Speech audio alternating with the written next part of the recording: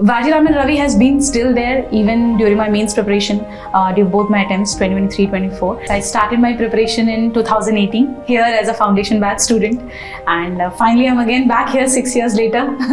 The life has come full circle finally. I post-graduated actually in year 2018. After that I came to Vajiraman Ravi, as the name has always been there, where I was completely clueless कि क्या करना है क्या नहीं. And that year I think ये join किया test series मैंने, and we had those regular feedback sessions. GS we had GS. I was enrolled for the GS thing. I had that regular feedback session after every copy that was checked. We had those mentoring sessions going on. So उससे पता चलता था what is wrong, where I should add on, what is the changes I need to make, etc. So it went like that, and I really scored good in GS. Last year also it was 435 marks in GS 1, 2, 3, 4. Hello everyone, this is Shailendra Kumar Jain, Regional PF Commissioner in EPFO. I have been posted in Alwar, Jaipur, Kolkata and Delhi. So I have been selected in this exam in 2016. This exam is taken by UPSC for EPFO specifically. And जैसे कि आप लोगों को इस exam के बारे में मैं पैटर्न के बारे में बताता हूँ। सबसे पहले यूपीएससी ईपीएफओ के लिए बहुत सारे एग्जाम्स लेता है, जिसके अंदर असिस्टेंट पीएफ कमिश्नर का एक एग्ज़ाम होता है। इसके अलावा अकाउंट्स ऑफिसर और एनफोर्समेंट ऑफिसर, इनके लिए भी यूपीएससी एक एग्ज़ाम लेता है। तो असिस्टेंट कमिश्नर की जो पोस्ट होती है वो ग्रुप ए पोस्ट है, और अकाउंट्स ऑफिसर और एनफोर्समेंट ऑफिसर की पोस्ट जो है वो ग्रुप बी पोस्ट है। तो 2016 और उसके बाद में भी असिस्टेंट कमिश्नर और अकाउंट्स ऑफिसर के एग्ज़ाम अलग अलग लिए जाते थे। 2024 में जब लास्ट ईयर इन्होंने एग्ज़ाम लिया तो 2 शिफ्ट में लिया। असिस्टेंट कमिश्नर का एग्ज़ाम फर्स्ट शिफ्ट में था और अकाउंट्स ऑफिसर और एनफोर्समेंट ऑफिसर का एग्ज़ाम सेकेंड शिफ्ट में लिया गया। लेकिन इस साल इन्होंने 2025 के सर्कुलर में नोटिफिकेशन में जो चेंज किया है वहाँ पे बताया है कि एक ही शिफ्ट के अंदर दोनों एग्ज़ाम होंगे, और इन्होंने टोटल यूपीएससी ने जो पोस्ट निकाली है वो 230 निकाली है, जिसमें से 74 असिस्टेंट पीएफ कमिश्नर की है और 156 अकाउंट्स ऑफिसर और एनफोर्समेंट ऑफिसर की पोस्ट है। तो इस टाइप से जब एग्ज़ाम होगा तो उसके अंदर जो टॉपर होंगे उनको असिस्टेंट पीएफ कमिश्नर बनाया जाएगा, और उसके बाद में जो पीछे की रैंक वाले लोग हैं उनको अकाउंट्स ऑफिसर या एनफोर्समेंट ऑफिसर बनाया जाएगा। अब हम बात करते हैं कि इन दोनों जॉब में डिफरेंस क्या है। असिस्टेंट पीएफ कमिश्नर जहाँ पे ग्रुप ए है वो ऑफिस के अंदर अकाउंट्स ऑफिसर और एनफोर्समेंट ऑफिसर्स को हेड करता है। उनके अलावा बाकी ऑफिस के अंदर जितने भी स्टाफ होते हैं, एसएसएस, सेक्शन सुपरवाइज़र और दूसरे टाइप के कैडर्स, उनको हेड करता है। और अकाउंट्स ऑफिसर, एनफोर्समेंट ऑफिसर जो है वो ऑफिस और फील्ड का काम करते हैं। तो असिस्टेंट पीएफ कमिश्नर के रोल एंड रिस्पॉन्सिबिलिटीज़ में बताऊंगा आपको, ईओए उसके रोल एंड रिस्पॉन्सिबिलिटीज़ भी बताऊंगा, लेकिन उससे पहले हम सैलरीज और पर्क्स के बारे में बात करते हैं। आप इंटरेस्टेड होंगे कि इस पोस्ट पे क्या सैलरी मिलती है और क्या क्या फ़ायदे होते हैं। तो जैसे कि आपको आईएएस आईपीएस की सैलरी के बारे में पता होगा, वैसे ही जो ईपीएफओ में असिस्टेंट कमिश्नर है वो ग्रुप ए सर्विस है, और ये भी 56,100 जो पे ग्रेड पे है, जिसके अंदर लेवल 10 मैट्रिक्स में काउंट किया जाता है, उसकी एक पोस्ट है। तो यहाँ पर जो बेसिक सैलरी है वो 56,100 है। उसके बाद में जैसे कि आपको अपडेट है कि इस टाइम पे जो डीएनएस अलाउंस है वो 55% चल रहा है। तो ये जो सेंट्रल गवर्नमेंट की तरफ से बार बार रिवाइज किया जाता है, तो 55% सैलरी डीएनएस अलाउंस के रूप में मिलती है। उसके अलावा सभी को हाउस एचआरए मिलता है, जो कि सिटी वाइज डिपेंड करता है। जैसे कि हम दिल्ली, मुंबई, बेंगलोर, और अगर एक्स सिटीज़ की काउंट करें तो वहाँ पे अभी 30% एचआरए काउंट होता है। कुछ जो वाई सिटीज़ है जैसे जयपुर, लखनऊ, इन सब में 20% है। और जो जेड सिटीज़ है जैसे कि छोटे ऑफिस है, उदयपुर माना जाएगा, अलवर माना जाएगा, या और छोटे आपके स्टेट के अंदर जो सिटीज़ है उनको जेड सिटीज़ माना जाता है, वहाँ पे 10% है। तो टोटल 3 स्लैब्स यहाँ पे मानी जाती है 30, 20 और 10% पे, जो कि बेसिक का काउंट होता है। जनरली एचआरए जो होता है वो 8, 16 और 24%, मतलब 8, 16 और 24% होता है। पर जब डीए 50% क्रॉस कर जाता है तो ये 10, 20 और 30% हो जाता है। तो ये आपको HRA के रूप में एक्स्ट्रा मिलते हैं। इसके अलावा ट्रांसपोर्ट अलाउंस होता है। जो अकाउंट्स ऑफिसर, एनफोर्समेंट ऑफिसर है, उनको 1800 और 3600 डिपेंड ऑन द सिटी वो मिलता है। उसके अलावा उसमें DA 55% ऐड होता है। असिस्टेंट PF कमिश्नर पे देखें तो 3600 प्लस 3600 या 7200 depend on the city, plus में DNS अलाउंस 55%, ये इनका ट्रांसपोर्ट अलाउंस होता है। इसके अलावा आप सबको पता है कि गवर्नमेंट सर्वेंट जो है 2004 के बाद में जिन्होंने ज्वाइन किया है वो सब NPS में कवर है, न्यू पेंशन स्कीम में। और वहाँ पे आपको पेंशन स्कीम के अंदर आपका NPS का पोर्शन आपके सैलरी से डिडक्ट होता है। इसके अलावा गवर्नमेंट जो है आपका 10% डिडक्ट होता है और गवर्नमेंट 14% देती है। और जो बाकी गवर्नमेंट डिपार्टमेंट की तरह EPFO भी UPS के लिए एलिजिबल है। तो जो नई पेंशन आई है, अगर आपके पास ऑप्शन होता है कि आप NPS अडोप्ट करें या UPS अडोप्ट कर सकते हैं। जो NPS होती है उसके अंदर कंट्रीब्यूटरी सर्विस होती है, कंट्रीब्यूटरी स्कीम है। तो उसके अंदर आपका जो लास्ट में रिटायरमेंट के टाइम पे जो फंड होता है उसके बेसिस पे आपको पेंशन मिलती है। लेकिन यूनिफाइड पेंशन स्कीम जो बनी है नई, अभी गवर्नमेंट ने रिसेंटली लॉन्च की थी, उसके अंदर आपकी पेंशन अपनी लास्ट सैलरी का हाफ होती है, जो कि पुरानी ओल्ड पेंशन स्कीम के अकॉर्डिंग ही है। तो आपके पास ऑप्शन होता है कि आप दोनों में से कुछ भी चूज कर सकते हैं। इसके अलावा EPFO के अंदर एक एक्स्ट्रा बेनिफिट है, जो यहाँ के जितने भी एम्प्लॉयज़ हैं उनको फिक्स मेडिकल अलाउंस मिलता है। वो 2000 रुपये पर महीना होता है, 2000 पर मंथ। और इसके अलावा यहाँ पर आपको न्यूज़पेपर अलाउंस मिलता है मंथली। इसके अलावा जो एनफोर्समेंट ऑफिसर, अकाउंट्स ऑफिसर या असिस्टेंट PF कमिश्नर है उनको हॉस्पिटलिटी अलाउंस मिलता है। मतलब आपके ऑफिस के अंदर जो भी गेस्ट आते हैं उनके चाय के लिए उनको आप कुछ भी स्नैक्स खिलाते हैं या आप उनको कुछ भी हॉस्पिटलिटी प्रोवाइड करते हैं, उसके लिए आपको मंथली एक बिल रेस करना होता है, जिसके बेसिस पे आपको वो अलाउंस मिलते हैं। उसके अलावा असिस्टेंट PF कमिश्नर और हायर ग्रेड पे आपको टेलीफोन अलाउंस भी मिलता है। तो ये रेट्स वेरी करती रहती है। इसके अलावा एक ब्रीफकेस अलाउंस होता है जो हर 3 साल में आपको मिलता है। इसमें इसी कैडर में जो अकाउंट्स ऑफिसर, एनफोर्समेंट ऑफिसर या फिर असिस्टेंट PF कमिश्नर कैडर है, उसके अंदर आपको हर 3 साल में 4 साल में आपको एक लैपटॉप भी ऑफिस की तरफ से मिलता है, जो आप अपने पर्सनल यूज़ के लिए और ऑफिस यूज़ के लिए यूज़ करते हैं। तो ये बेसिक सैलरीज है। और इसको अगर वैसे समराइज किया जाए तो अकाउंट्स ऑफिसर और एनफोर्समेंट ऑफिसर लेवल पे ये सैलरी, ग्रोस सैलरी लगभग 1 लाख रुपए के आसपास होती है स्टार्टिंग में। और जो असिस्टेंट PF कमिश्नर है वहाँ पे जब आप ज्वाइन करते हैं तो ये सैलरी लगभग 1,40,000 के अराउंड होती है। तो ये सैलरी जो है गवर्नमेंट के सभी रूल्स जो होते हैं IAS, IPS और अदर सर्विसेज के अंदर जो लगते हैं सिविल सर्विसेज में, उसी तरह से यहाँ पे भी सेम रूल अप्लाई होते हैं और उसी हिसाब से ये सैलरी गवर्नमेंट के हिसाब से बढ़ती रहती है।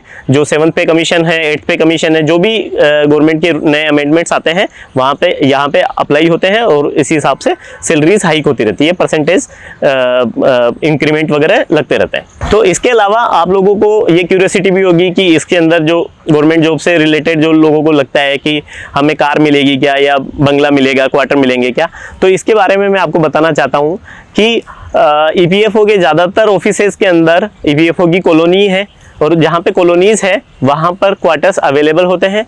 तो सभी को अपनी ग्रेड के हिसाब से क्वार्टर्स मिलते हैं। और जहाँ पर क्वार्टर्स नहीं अवेलेबल है, जिन सिटीज़ के अंदर क्वार्टर्स अवेलेबल नहीं है, EPFO के पास, EPFO के जो एम्प्लॉयज़ होते हैं, जो ऑफिसर्स होते हैं, उनके लिए एक एक्स्ट्रा फैसिलिटी होती है, लीज फैसिलिटी। तो जैसे दिल्ली के अंदर ज़्यादा डिमांड है क्वार्टर्स की, तो दिल्ली में सारे ऑफिसर्स को क्वार्टर्स नहीं मिल पाते, बंगलो नहीं मिल पाते, तो वहाँ पे जैसे फैसिलिटी है कि आपको ऑफिस की तरफ से एक लीज अकोमोडेशन दिया जाएगा। तो ये लीज अकोमोडेशन की रेट्स जो है वो हमेशा अपडेट होती रहती है। जैसे अभी मान लो 28,000 रुपीज़ है, तो दिल्ली के अंदर अगर आपका HRA अगर 15,000 भी है, लेकिन आप 28,000 तक का कोई घर वहाँ पर देख सकते हैं। और वो जो आपके लैंडलॉर्ड होंगे, जो भी लैंडलॉर्ड से ऑफिस का टाई अप होगा और ऑफिस उनको डायरेक्टली मंथली रेंट देगा और आपको उसमें घर में रहना है। तो ये आपकी लिमिट 28,000 तक की है, या ये टाइम टू वेरी कर दी है। तो ये अलग अलग सिटीज़ में, XYZ सिटीज़ में अलग अलग रेंज से डिसाइडेड है और अलग अलग कैडर में, जैसे सबसे पहले आप असिस्टेंट कमिश्नर होते हो, उसके बाद में रीजनल कमिश्नर होते हो, तो यहाँ पे असिस्टेंट कमिश्नर से ये फैसिलिटी स्टार्ट होती है और उसके बाद में फिर हायर लेवल पे ये रेट्स चेंज होती रहती है। तो इसके अलावा हम कार की बात करें या ऑफिस व्हीकल की बात करें, तो ज़्यादातर ऑफिसेज में ऑफिस के व्हीकल है जो या तो ऑफिस के खुद के होते हैं या हायर्ड होते हैं। तो जब भी आप ऑफिशियल काम के लिए कहीं बाहर जाते हैं तो आपको वो व्हीकल मिलता है, चाहे आप अकाउंट्स ऑफिसर लेवल पे हो, चाहे असिस्टेंट कमिश्नर लेवल पे हो। लेकिन जो पर्सनल व्हीकल होता है या फुल टाइम व्हीकल होता है वो केवल रीजनल कमिश्नर 1 लेवल से स्टार्ट होता है। तो ज़्यादातर ऑफिसेज के अंदर ज़्यादातर रीजनल ऑफिसेज और जो जोनल ऑफिसेज है और हेड ऑफिस है, वहाँ पर रीजनल कमिश्नर 1 लेवल से ये कार स्टार्ट होती है। और वो क्योंकि उन लोगों को अपना ट्रांसपोर्ट अलाउंस सरेंडर करना होता है और आपको ये ऑफिस व्हीकल मिल जाता है। तो असिस्टेंट कमिश्नर और रीजनल कमिश्नर 2 की हम अगर बात करते हैं तो वहाँ पे ये व्हीकल आपके लिए फुल टाइम अवेलेबल नहीं है, लेकिन अगर आप ऑफिस के किसी भी काम से बाहर जाते हैं तो आपको ऑफिस की तरफ से या तो कार दी जाएगी या फिर आपको टैक्सी परमिट की जाएगी, जो कि आप खुद से भी हायर कर सकते हैं और ऑफिस की तरफ से भी हायर करके आपको दी जा सकती है। क्योंकि ये हमारा जो डिपार्टमेंट है वो फील्ड में काफ़ी काम रहता है, तो काफ़ी बार आपको फील्ड में जाना पड़ता है, तो इसीलिए ये कार की फैसिलिटी जो है वो फ्रिक्वेंटली आपको मिलती रहती है। तो आप लोगों को ये क्यूरियोसिटी भी होगी कि असिस्टेंट कमिश्नर और जो बाकी कमिश्नर्स हैं उनका क्या रोल होता है, कैसे उनकी प्रमोशंस होते हैं। तो मैं असिस्टेंट पीएफ कमिश्नर के बारे में आपको बताता हूँ कि असिस्टेंट पीएफ कमिश्नर जो ग्रुप ए पोस्ट है उनका ज़्यादातर रोल ऑफिस के अंदर अपनी टीम्स को संभालना होता है। हमारे पास जो ईपीएफओ के अंदर है 4 तरह के ऑर्गेनाइजेशंस होते, 4 तरह के स्ट्रक्चर है ऑर्गेनाइजेशन में। सबसे पहले हमारे पास डिस्ट्रिक्ट ऑफिसेज होते हैं जो सिंगल डिस्ट्रिक्ट को या 3-4 डिस्ट्रिक्ट को हेड करते हैं। इसके अलावा फिर रीजनल ऑफिसेज होते हैं। वो रीजनल ऑफिसेज जो है उनके अंदर ही डिस्ट्रिक्ट ऑफिस होते हैं और साथ में रीजनल ऑफिस के अंदर और भी बहुत सारे डिस्ट्रिक्ट होते हैं। तो जैसे रीजनल ऑफिस जयपुर है, जयपुर के अंदर काफ़ी सारे डिस्ट्रिक्ट्स हैं और उसके अंदर एक डिस्ट्रिक्ट ऑफिस झुंझुनू है और डिस्ट्रिक्ट ऑफिस अजमेर है। इसी तरीके से फिर एक जोनल ऑफिस होता है, तो वो जोनल ऑफिस जो है एडिशनल सेंट्रल कमिश्नर द्वारा हेडेड होता है। जोनल ऑफिस जनरली एक जोन का होता है, जैसे कि राजस्थान एक जोन है, हरियाणा एक जोन है, दिल्ली अपने आप में एक जोन है। तो महाराष्ट्र में एक जोन से ज़्यादा है, जहाँ पे ज़्यादा बड़े ऑफिस होते हैं वहाँ पे ज़्यादा जोन भी बनाए जाते हैं। तो इसी टाइप से जो बड़ी बड़ी सिटीज़ हैं उनके अंदर जोनल ऑफिसेज है और वो एडिशनल सेंट्रल पीएफ कमिश्नर के द्वारा हेडेड किए जाते हैं। इसके बाद में हमारा एक हेड ऑफिस होता है जो दिल्ली के अंदर है, वहाँ पे additional central commissioner, central PF commissioner, उसके अलावा रीजनल पीएफ कमिश्नर और असिस्टेंट पीएफ कमिश्नर भी होते हैं। तो वहाँ पे और भी स्टाफ होता है, तो वो सारे पूरे ऑल इंडिया के ऑफिसेस को हेड करते हैं, उनको मॉनिटर करते हैं। इसके अलावा हमारे कुछ ट्रेनिंग एकेडमीज़ है, जैसे हमारी जो मेन ट्रेनिंग इंस्टीट्यूट है वो दिल्ली के अंदर है, जनकपुरी में Pandit Deendayal Upadhyay National Institute of Social Security. उसके अलावा जोनल ट्रेनिंग इंस्टीट्यूट होते हैं, ज़्यादातर जोन्स के अंदर है, जैसे जेटीआई फरीदाबाद में है, जेटीआई उज्जैन है, जेटीआई चेन्नई है। इस टाइप से अलग अलग जगह पे अपने अपने जोन के अंदर जोनल ट्रेनिंग इंस्टीट्यूट है, जहाँ पर टाइम टू टाइम स्टाफ और ऑफिसर्स की ट्रेनिंग होती जाती है। तो सब लोग जितने भी ऑफिसर्स हैं जहाँ पे अपने अपने पोस्टेड है, उस हिसाब से उनकी प्रोफाइल होती है। जो ट्रेनिंग इंस्टीट्यूट में पोस्टेड है वो ट्रेनिंग देने का काम करते हैं और ट्रेनिंग को मैनेज करते हैं। इसके अलावा जो जोनल ऑफिसेस के अंदर पोस्टेड है वो रीजनल ऑफिसेस को मॉनिटर करते हैं, सुपरवाइज करते हैं, उनकी रिपोर्ट्स चेक करते हैं। और जो सबसे मेन हम इसको फील्ड माना जाता है वो रीजनल ऑफिस और डिस्ट्रिक्ट ऑफिस को माना जाता है। तो रीजनल ऑफिसेज जो है हमारे पास लगभग 100 ऑफिस से ज़्यादा है रीजनल ऑफिस, और ये पूरे देश में फैले हुए हैं। इवन अंडमान निकोबार के अंदर भी हमारा एक ऑफिस है। तो रीजनल जो ऑफिस होते हैं, रीजनल ऑफिस होते हैं, उनके अंदर रीजनल कमिश्नर 1 द्वारा ज़्यादातर हेडेड है और कुछ छोटे ऑफिस जो है रीजनल ऑफिस उनके अंदर रीजनल कमिश्नर 2 भी हेड करते हैं। तो जो रीजनल कमिश्नर 1 होते हैं उनके साथ में कुछ रीजनल कमिश्नर 2 होते हैं और कुछ असिस्टेंट कमिश्नर होते हैं। तो मैं आपको पहले प्रमोशन के बारे में और प्रोफाइल के बारे में बताता हूं कि किस टाइप से कैरियर ग्रोथ होती है। यूपीएससी से रिक्रूट होके आप ईपीएफओ ज्वाइन करते हैं असिस्टेंट पीएफ कमिश्नर की ग्रेड पे। उसके बाद में 4 या 5 साल में आपका प्रमोशन होता है, जिसमें आप रीजनल पीएफ कमिश्नर 2 बनते हैं। अदर डिपार्टमेंट्स के अंदर और दूसरी सर्विसेज के अंदर जो है इसको डेप्यूटी कमिश्नर बोला जाता है, जबकि ईपीएफओ में इसको रीजनल पीएफ कमिश्नर 2 बोला जाता है। उसके बाद में जब दोबारा प्रमोशन होता है 4-5 साल में, तो आप रीजनल पीएफ कमिश्नर 1 बनते हैं, और उसके बाद में नेक्स्ट प्रमोशन पे आप एडिशनल सेंट्रल पीएफ कमिश्नर बनते हैं, और उसके बाद में एक और प्रमोशन होता है जिसमें additional central PF commissioner headquarters बनते हैं। उसके बाद में हमारे जो डिपार्टमेंट के सबसे बड़े हेड है वो सेंट्रल पीएफ कमिश्नर होते हैं। वो जनरली डिप्यूटेशन से भी आते हैं और कभी कभी हमारे डिपार्टमेंट से प्रमोशन होके भी वो ऑफिसर बनते हैं। तो इस टाइप से आपके 3 से 4 प्रमोशन इस डिपार्टमेंट में होते हैं। उसी हिसाब से आपका सैलरी और ग्रेड पे रिवीजन होता है। अभी करंट में जो सिचुएशन है, जितनी सीट्स अवेलेबल होती है उस हिसाब से होता है। तो प्रमोशन वैसे टाइमली होना चाहिए, लेकिन कभी कभी ऊपर सीट्स अवेलेबल नहीं होने की वजह से ज़्यादा टाइम भी लग जाता है। इसी तरह से एनफोर्समेंट ऑफिसर और अकाउंट्स ऑफिसर का जो प्रमोशन होता है वो सीधे असिस्टेंट पीएफ कमिश्नर में होता है, और उसके बाद में फिर वापस आप रीजनल पीएफ कमिश्नर 2 बनते हैं, रीजनल पीएफ कमिश्नर 1 बनते हैं। अब आप जानना चाह रहे होंगे कि अकाउंट्स ऑफिसर और एनफोर्समेंट ऑफिसर के रोल क्या होते हैं, इनकी जो प्रोफाइल है उसमें क्या डिफरेंस है। तो आपको मैं बताना चाहता हूं कि ये दोनों सेम कैडर के अंदर मानी जाती है, और अकाउंट्स ऑफिसर जो ऑफिस के अंदर बैठ के हमारे मेंबर्स है, पेंशनर्स है, उनके क्लेम्स और अकाउंट से रिलेटेड काम करते हैं। बाकी बहुत सारे जैसे एडमिनिस्ट्रेशन हुआ वो हैंडल करते हैं, पेंशन डिपार्टमेंट हैंडल करते हैं।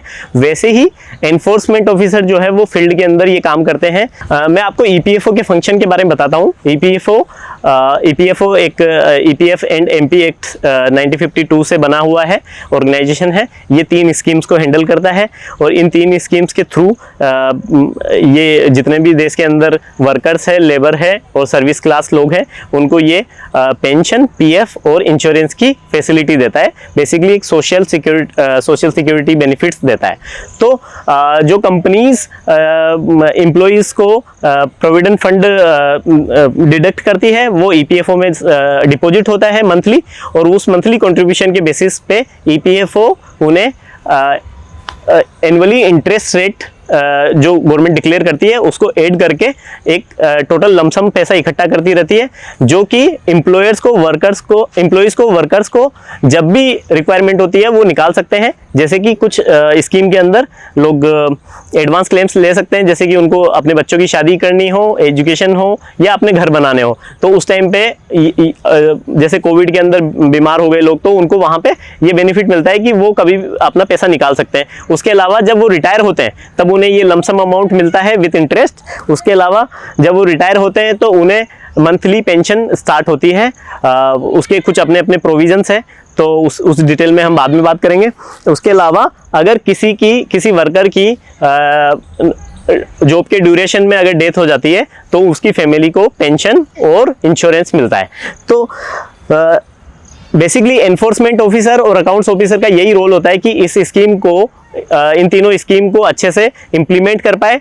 तो जहां पर अकाउंट्स ऑफिसर का रोल होता है कि वो ऑफिस के अंदर जितने भी मेंबर्स के, जितने भी पेंशनर्स के, इनके सबके क्लेम्स आते हैं, उन क्लेम्स को प्रोसेस करते हैं। वहाँ पे ध्यान देते हैं कि कंपनीज का पैसा, कंपनीज की तरफ से जो फंड डिपॉजिट होने थे वो हुए कि नहीं हुए, और वो सही बेनिफिशियरी को पहुँच रहे कि नहीं पहुँच रहे। ये सब चीज़ें अकाउंट्स ऑफिसर द्वारा चेक की जाती है, और उनकी एक अपनी टीम होती है, उनके अंदर सोशल सिक्योरिटी असिस्टेंट होते हैं, उनके द्वारा ये चेक किया जाता है।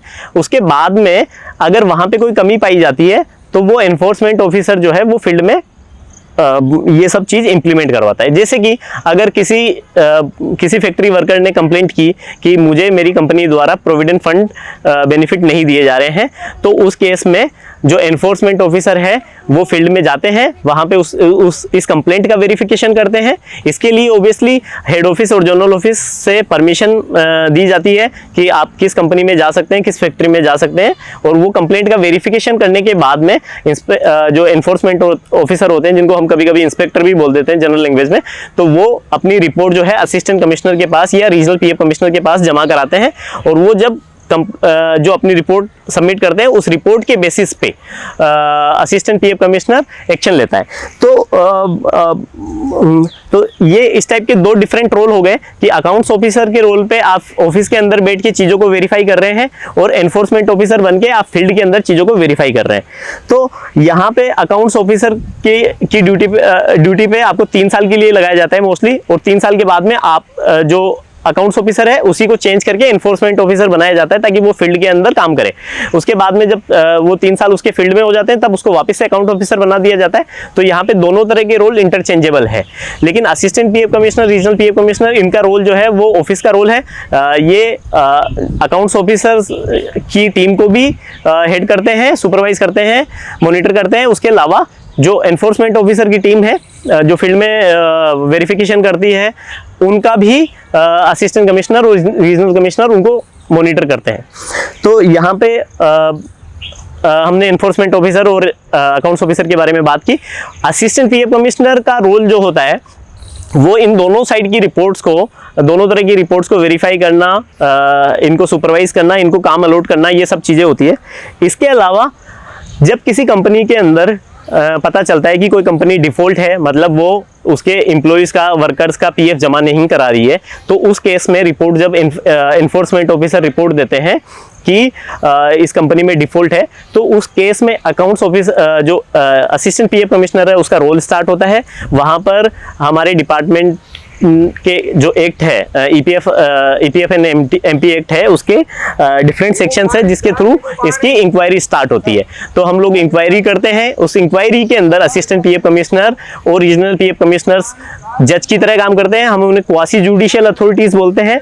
तो उसके अंदर एक एज ए कोर्ट हम बैठते हैं जज की तरह, और वहाँ पर एक डिपार्टमेंट को रिप्रेजेंट करने के लिए एनफोर्समेंट ऑफिसर अपना एज ए डिपार्टमेंट का एडवोकेट मान लीजिए उसको, और वो अपने केस को रिप्रेजेंट करता है। और कंपनीज की तरफ से कंपनी के एचआर या कंपनी के प्रोप्राइटर या कंपनी के डायरेक्टर्स अपने ऑथराइज रिप्रेजेंटेटिव के थ्रू आते हैं और अपने डॉक्यूमेंट्स वगैरह रिकॉर्ड सबमिट करते हैं, जहां पर असिस्टेंट पीएफ कमिश्नर और रीजनल पीएफ कमिश्नर उन सब रिकॉर्ड्स को चेक करके और वहां पर एक जजमेंट सुनाते हैं जिसे कि इंक्वायरी ऑर्डर्स कहा जाता है।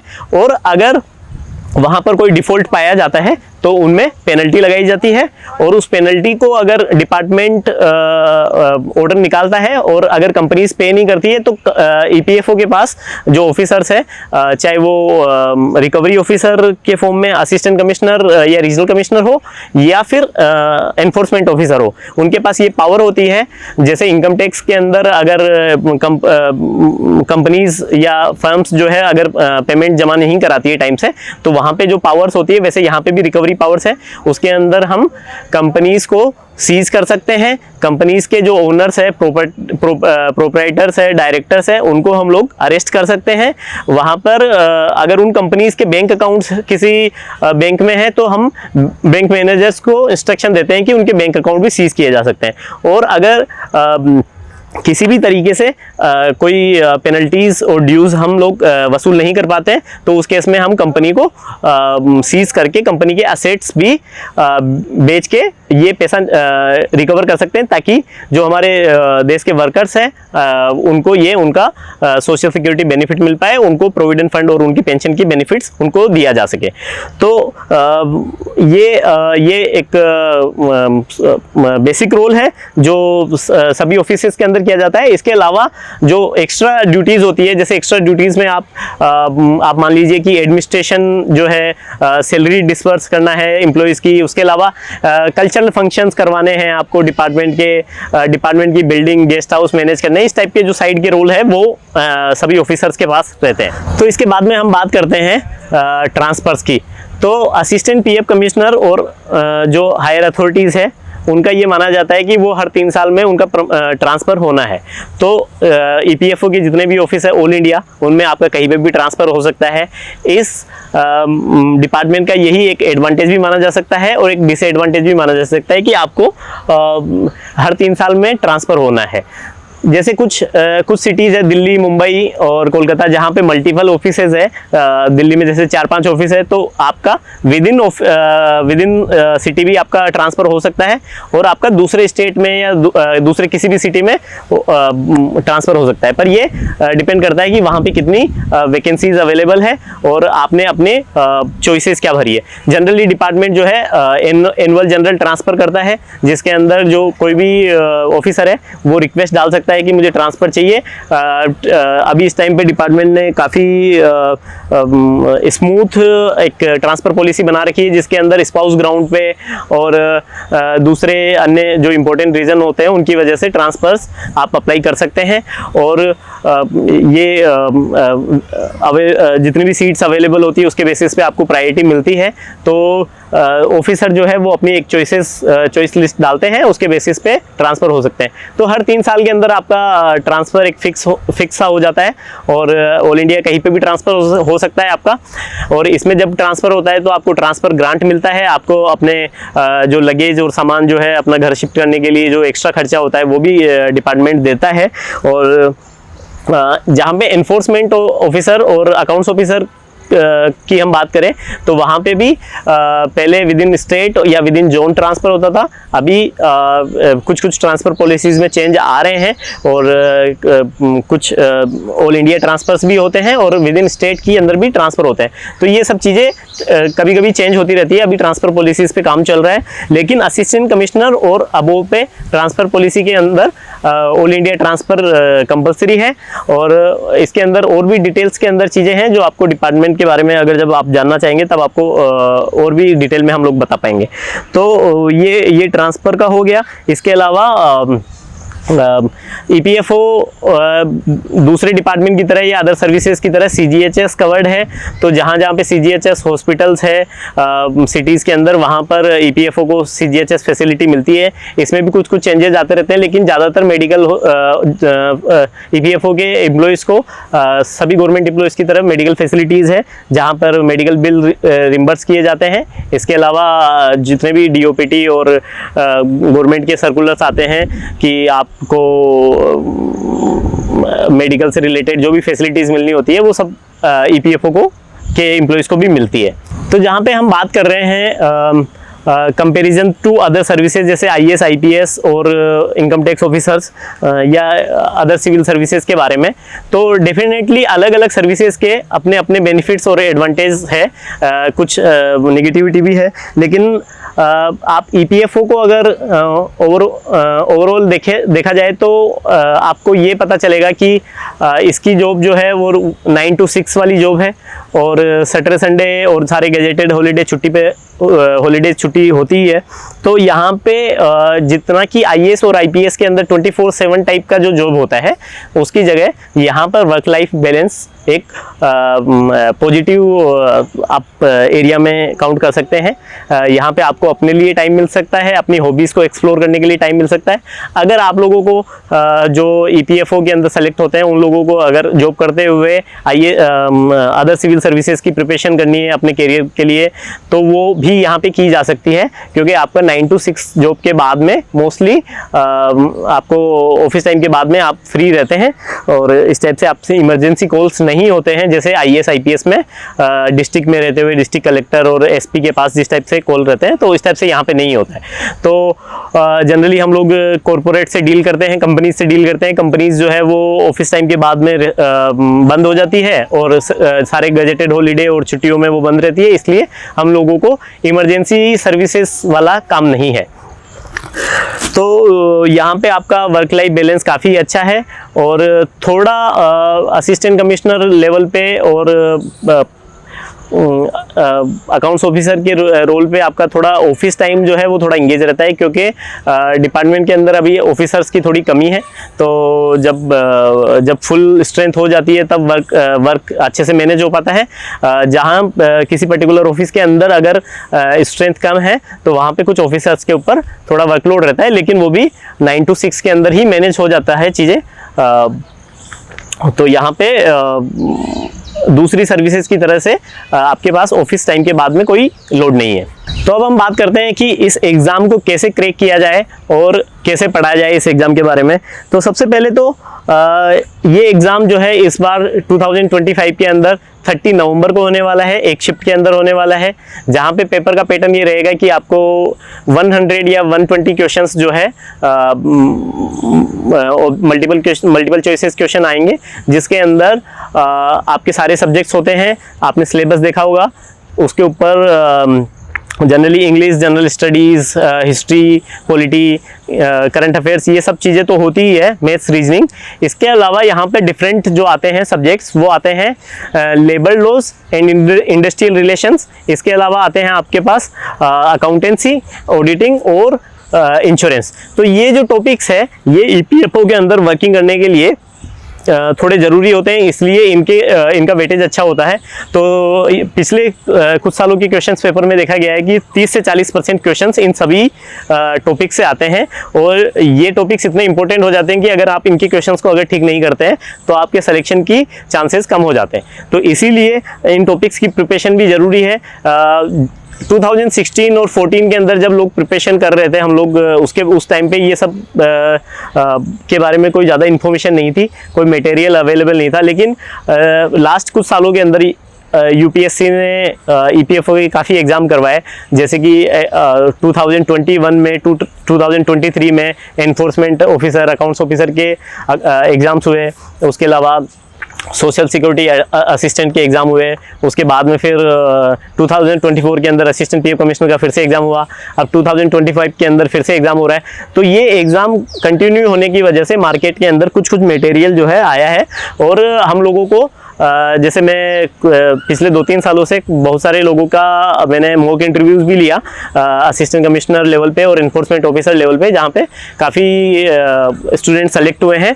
तो इन मॉक इंटरव्यूज़ के ड्यूरेशन में बच्चों ने मुझे, एस्पायरेंट्स ने मुझे बताया कि उनके पास इन टॉपिक से रिलेटेड मटेरियल नहीं अवेलेबल था। तो इन्हीं मटेरियल्स को कवर करने के लिए हमने लर्न फाइंड नाम के पब्लिशर ने और मेरी टीम ने मिलकर ये 2 बुकलेट निकाली है, जिसके अंदर फर्स्ट बुकलेट है labour laws and industrial relations. तो ये UPSC के जो EPFO एग्ज़ाम है, APFC और assistant accounts officer, enforcement officer, उनके लिए तो ये परफेक्ट बुक है ही। बाकी जो दूसरे एग्जाम तो होते हैं जिनके अंदर लेबर लॉज से रिलेटेड चीज़ें पूछी जाती है, वहाँ पर भी ये बुकलेट्स काम आ सकती है। इसके अंदर हमने काफ़ी सारे एक्ट्स कवर किए हैं, जिनके अंदर मिनिमम वेजेस एक्ट है, EPF एक्ट है, ESIC एक्ट है, उसके अलावा चाइल्ड लेबर एक्ट है। तो ये बहुत सारे एक्ट इसके अंदर समराइज किए गए हैं। इसके अलावा इसके अंदर मल्टीपल चॉइसेस क्वेश्चंस हैं और प्रीवियस ईयर क्वेश्चंस भी इसके अंदर डाले गए हैं।